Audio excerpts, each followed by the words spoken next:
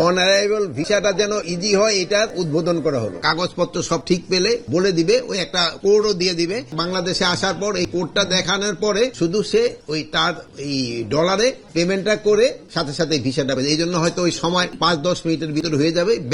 Banking চ্যানেলে যতটুকু সময় অতটুকুই শুধু লাগবে। এটাই আমাদের আজকে আপনাদের বলার উদ্দেশ্য এবং এটা আজকে আমরা এখানে উদ্বোধনও করলাম। এখানে এক একটা কান্ট্রির জন্য এক এক ডলার, এটা তারা এটা পাবে 30 দিনের জন্য অনারাইভাল ভিসাটা। অনারাইভাল ভিসা যেই সব দেশের সাথে আমাদের চুক্তি আছে তাদের জন্য, আর আমাদের যেই দেশের জন্য আমাদের এই চুক্তিটা নাই ওইটা তো আমাকে স্বরাষ্ট্র মন্ত্রণালয় থেকে একটা অনুমতি নিতে হবে।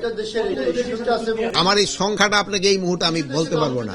14টা দেশের এখন কারো 40 মিনিট লাগতো, 50 মিনিট লাগতো, 1 ঘন্টার ঊর্ধ্বে 1 ঘন্টা লাগতো। এখন হয়তো এটা 10 মিনিট হয়ে যাবে। এখন খালি সময়টা লাগবে যে টাকাটা ওই দেবে সোনালী ব্যাংকে জমা দিয়ে। এখন সোনালী ব্যাংক উনি কত সময় নেই আমি দেখে এই মুহূর্তে বলতে পারবো না। আর একটা হলো আপনাকে সুখবর দিচ্ছি যে আমরা এই যে পাসপোর্টটাও যেন সহজ হয়, এই জন্য হয়তো আমরা এই পুলিশ ভেরিফিকেশনটা উঠাই দেওয়া যায় কিনা বা থাকলেও এটারে কত সহজ ভাবে করা যায় এই জিনিস ব্যাপারে আমাদের চিন্তা ভাবনা আছে। হয়তো আমরা চেষ্টা করব যেন পাসপোর্টের জন্য পুলিশ ভেরিফিকেশন দরকারই না হয়। র্যাব বিলুপ্তি কোনো বিষয়, বিজিবিকে সীমান্ত রক্ষার মধ্যে থাকা বিষয় এবং বিজিএমআইকে কেবল শান্তির মধ্যে রক্ষা করতে হবে। পাশাপাশি আনসারের উপর থেকে সামরিক নিয়ন্ত্রণ বিষয়ে একটা নিয়ন্ত্রণ বাইরে রাখার বিষয়ে একটা প্রস্তাব দেবে। এই ব্যাপারে আপনাদের মানে অবস্থান এটার অবস্থানটা হলো, এটা তো একটা প্রস্তাব তাদের দিছে, আমরা সবাই বসবো, বসার পরে যে আমাদের ডিসিশন এটা জানাবো। বাট আমরা তো এই যে তাদের এই ইনকোয়ারিটা আমরা তো সবাই তো স্বাগতম জানিয়েছি। এটা আমরা তো এটা সবাই আমাদের সরকারের পক্ষ থেকে তো তাদের এটা ওয়েলকাম করা হয়েছে।